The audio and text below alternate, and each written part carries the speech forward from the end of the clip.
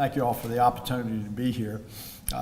Bill, I was really interested in listening to the comments of the Lieutenant Governor. He made the metaphorical reference to, rising tide lifts all ships, and that's music to your ears coming out of down out of Newport News, where we happen to construct one or two ships on it.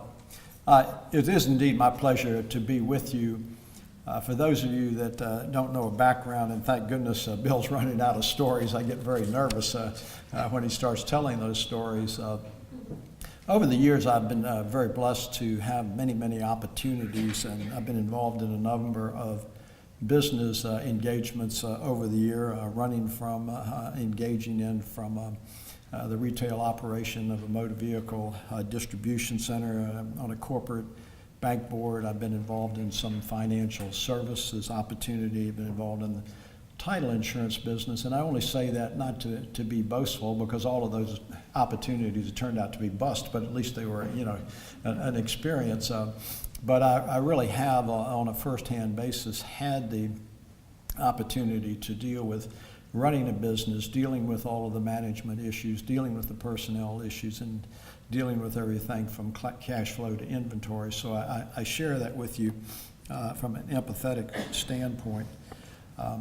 I actually consider the Chamber of Virginia to really be the soul of business advocacy in Virginia. And the operative word is advocacy. And I want to compliment, and I mean this very sincerely, my good friend Barry Duvall. Since he has come on with the Chamber, I think that he has responsibly enhanced the advocacy of the Chamber as a group, Barry, and I thank you very much for that. It's always interesting when you're down the line on the speaking in one of these gatherings, because everything that needs to be said has been said by the time you get up there. The problem is not everybody's said it just yet, so I'll try not to be terribly redundant. As I've started to mature in life, I wish I could tell you I was like a good Bordeaux and was getting better. I think I'm just getting a little crustier is the only thing. And you've heard from the members of the executive branch, and I say that with all due respect, that we in Virginia, just like every other state in the Union, and our federal government enjoys a separation of powers. And I think that this current administration, as have some others, been very pro-business and responsible in their economic development efforts in the Commonwealth of Virginia. It's just that the last two administrations, due to no fault of their own, found themselves caught up in the vortex of an economic crisis, which has made things very, very challenging. As the Lieutenant Governor said in 2010, for the first time in the modern history of Virginia, we had to cut funding to public education. It pains me to say that, because I am an unabashed advocate of public education in Virginia. But unlike those numbnuts in Washington, D.C., and I don't say that with any degree of affection, unlike those numbnuts in Washington, D.C., who want to engage in economic brinksmanship, we in Virginia and our forefathers were insightful enough to require us to have a balanced budget. Unfortunately, in Virginia, we do not have a Department of Treasury where we can run down and say, well, let's peel off some bonds, let's peel off a few $1 billion, and what were they going to manufacture, $1 trillion bill? Give me a break. We don't have that opportunity. We're not allowed to go to bonded indebtedness in order to balance our budget, and that's a very positive thing. But it forces you to make very, very hard decisions. There is never a paucity in Virginia for worthy causes that have their hands out looking for dollars, and trying to make those hard decisions is very discomforting, I can tell you. I was an English history major at Virginia Military Institute because I could never pass algebra, economics, and any other math course. For the past few years, I have been a budget conferee from the Senate. When the House and the governor and the Senate can't agree on a budget, rather than having 140 legislators with their hand in the cookie jar, we try to narrow it down to a few chefs. The problem is that the chefs didn't necessarily graduate from the Culinary Institute, and so sometimes the recipes that we create are a little unusual. For the last few years, you should be petrified. I can't even balance my own bank account at Town Bank, and they let me mess with an $85 billion budget. And I'm still trying to figure out how many zeros there are in a billion. But you have to make very, very tough decisions.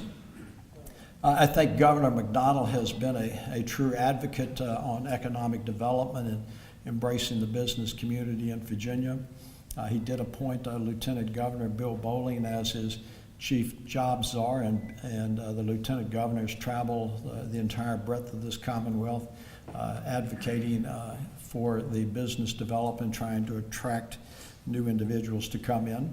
The Attorney General of Virginia, he certainly has been a proactive Attorney General, but he has tried to focus on many of those issues that I think make the conducting of business in Virginia easier and less encumbered with both federal and state regulations. Having said that, those three individuals are members of the executive branch. The governor has proposed his budget. He has proposed his legislation. The lieutenant governor and attorney general are coming forth with some legislation, but they have spoken. All of those considerations are now embraced in the breast, if you will, of the General Assembly of Virginia. And over the next 40 days, we will make some very difficult decisions. Let there be no mistake about it. We will make some decisions. I am encouraged because there is a much less toxic atmosphere in the start of this General Assembly than there was in 2012. I commented to a number of my colleagues. I don't know, it was another miracle. It was almost another star in the East that somehow the Senate Republicans elected me as the leader and the majority leader of the Senate. I think half of them went to sleep when they cast that vote. But I commented to him, I was very disappointed in the leadership that I provided to the Senate in 2012 because of that toxic partisan atmosphere that had nothing to do with policy but had to do with a lot of bruised political egos. I was distracted from providing that firm leadership that I expected to do. Bill commented on a number of C's on leadership. There's some things that I've learned about leadership, and I learned the first one at VMI, which drove them crazy up there, that sometimes a leader is a guy who's marching out of step when everybody else is marching in step. Another thing that I learned, very simple, is you lead by lead. You don't lead by following. And if you don't have that courage of conviction, if you are not willing to step out there and take that chance, then you're going to be a very, very poor leader. And the third axiom that I've learned about leadership is when in fact you do get out there and you do lead, you best be prepared to pull the arrows out of your back because they are coming. And that's just the way it is. And consequently, it's very important that you remain thick-skinned on it. This year, I don't need to share with you all what the dominant issues are of the 2013 session. You've heard from the members of the executive branch as to discussing those. But what I can tell you is that this transportation issue is very serious. And let me tell you again why it is so serious. Under both Democratic and Republican governors for many years in the Commonwealth of Virginia, we have been recognized by independent financial magazines as the best place to do business in America. If you're going to relocate your corporate headquarters, it's the best state to relocate your corporate headquarters. We've been recognized as providing the most well-educated students coming out of the secondary education, which is attractive. We have an extraordinary system of public higher education in Virginia, very candidly, that is challenged by no other state.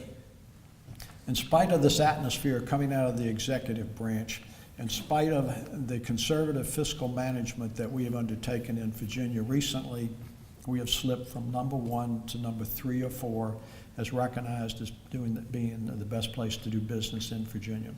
One reason, and that's the transportation infrastructure.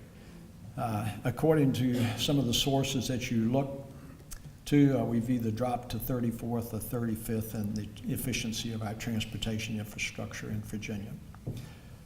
That is significant for many reasons.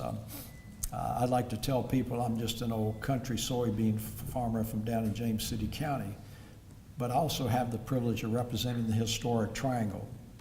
For those of you that are from Hampton Roads, you know whether you are on this side of Hampton Roads in the historic triangle of Williamsburg, Jamestown, or Yorktown, or whether you cross the Hampton Roads after waiting for hours to get through the tunnel, that Virginia Beach is a major magnet of tourism and visitors. We are a drive-based destination. We are a drive-based destination. Most of the visitors and tourists that come to Virginia do not come on airplanes or helicopters. They drive. And consequently, because of the congestion that we have on our transportation infrastructure, that is not an inducement for people to come to visit when you hear that Hampton Roads may be second only to the metropolitan Los Angeles areas when it comes to congestion.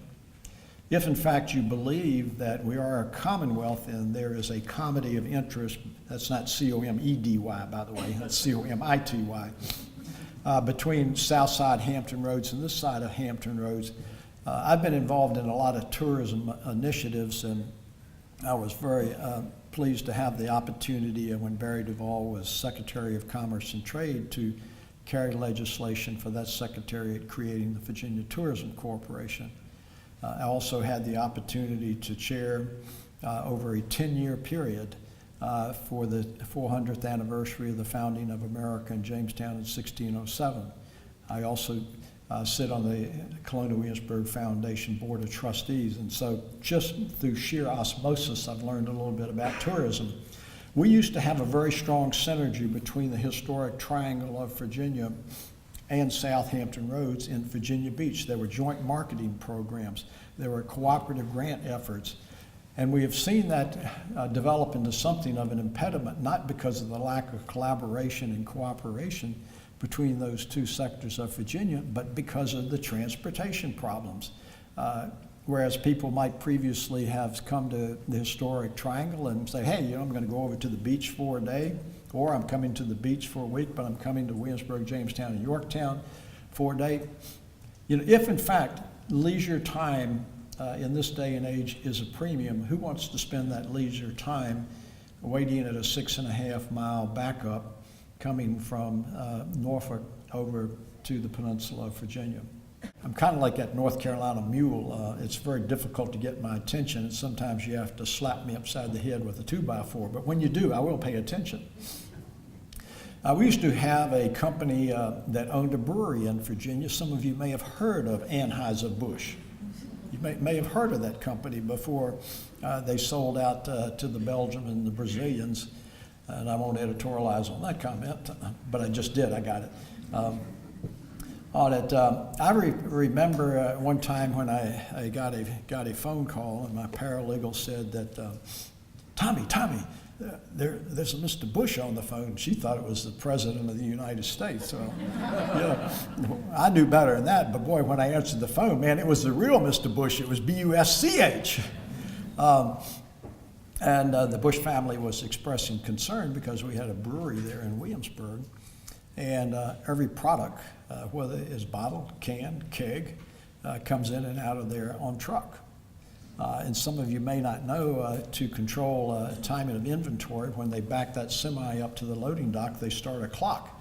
And that clock does not stop until that last product is taken off of that semi-trailer at the wholesale distribution point. And the message that I was getting from St. Louis is, you guys need to improve your transportation network, or we're going to do something with this plant, because we got to go basically east and west before we can go north-south, and Interstate 64 is getting congested. Everybody recognizes the problem. What everyone does not recognize is the challenges of resolving that problem. And I can tell you, it is going to have to be the legislature at this point, not the executive branch, but it's going to have to be the legislature that resolves this problem. The lieutenant governor was reasonably accurate when he talked in terms of compromise. We have an ideological standoff between some of my friends who do not want to use any money out of the general fund, and that's like our operating account. And the concern is that if we take money out of the general fund, then it will be, transportation will be competing for dollars that go to public ed, higher ed, public safety, health and human resources. On the other hand, you have some fiscal conservatives who either politically or ideologically believe we can't raise any kind of taxes or revenue in Virginia. I was recently in a meeting and we were talking about trying to raise new revenues, and somebody said, well, what does Grover Norquist think? You know what I said? I said, who the hell is Grover Norquist? Is he elected to the Senate or the House of Delegates? I don't think I've met him. We cannot be driven by that type of thing, that we have to act with some degree of independence. I'm not a very smart guy, but I'm pretty much of a pragmatist, and we have miles to travel before we sleep in trying to resolve this transportation issue, and everyone is going to have to give a little bit. I have great respect for the initiative of the governor, but what I will say, the governor's proposed plan is not going to come out as it was introduced. That's just a fact of life. Once that legislation finds itself into the sausage factory, it gets ground and turned into hamburger and it gets repackaged. The important thing is that we repackage and that it comes out with something. And I hope to exercise some very affirmative leadership in that regard, at least amongst those members of the Senate. I am subject to a lot of justified criticisms, and one of them is that I'm not a biting partisan. That's just who I am. And I realized back in 1992, my first year in the Senate of Virginia, I thought I was pretty damn hot stuff, to quote Brent Musburg. But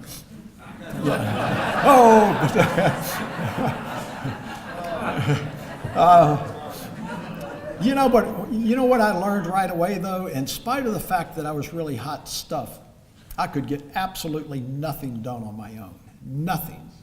That it took, it required that there be coalitions and consensus developed through compromising, through negotiation, and through reasonable spirited discussions. And I think if I have any modest talent, it is in fact in developing consensus. I like to try to persuade people by rationality and facts. When that doesn't work, anybody that's ever been in my office knows that I keep a Louisville Slugger in the corner, and that's the truth.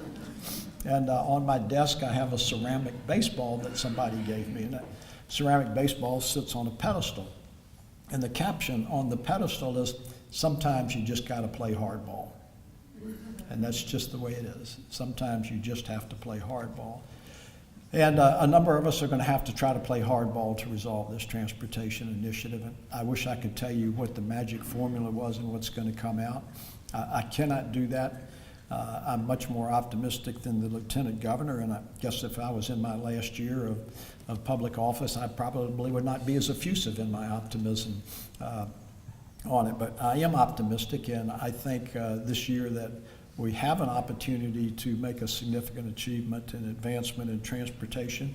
But if we do not, we will be back with equal vigor next year, and there's some important changes in 2014. My 100 friends in the House of Delegates will have been through the election, and it will be behind them, and they will feel less immediately accountable on it. So that is certainly a very positive thing. Also, we will have a new administration coming in, and regardless of what party they represent, they will have new and fresh ideas, and will always want to get off on a positive step, particularly in that first year, because governors like to build legacies, and sometimes you can't build it in your fourth year. So I think there's some real opportunities out there. The other thing that is very important to you all is tort reform. There was a day many, many years ago when I was a real attorney. I spent a number of years as a litigator, and I've been both an insurance defense attorney and I've been a plaintiff's attorney. Albeit I didn't do either one very well, but at least I had done it. I get tort reform, believe me, I get tort reform. I have the privilege of chairing the Senate Courts of Justice Committee, where many of these tort reform bills will come. I think that some of them have an opportunity to get through. Some of them are not going to get through, but the important thing is that we continue to make incremental process. The great thing about the legislative process, it is you're not a one-year wonder. Sometimes you have to think in terms of incremental advancement, not a very satisfactory way, but if you continue to be persistent, you are very determined, and you incrementally work on a problem, you will get it resolved. So I do have some optimism that there will be some modest tort reform this year, and I'm hoping that I can provide some guidance and leadership in that direction. So on behalf of the legislative branch, I thank all of you very much for what you do. Thank you for investing your time and coming to Richmond and listening to all the hot air that those of us in public service throw out. But your advocacy is very, very important, and do not diminish that for a moment. And when I talk in terms of advocacy, I'm talking about your one-on-one contact. Nothing scares the hell out of a politician more than an elected voter in an election year. Remember that. The only other thing that scares them a little bit more is if you hold on to your pocketbook, and I can tell you, I've said this many times very ecumenically about Democrats and Republicans alike. I do not understand why some major corporations and individual donors reward bad behavior on legislators who are obstructionists in the legislative process by continuing to fund them. Thank you very much. Very good.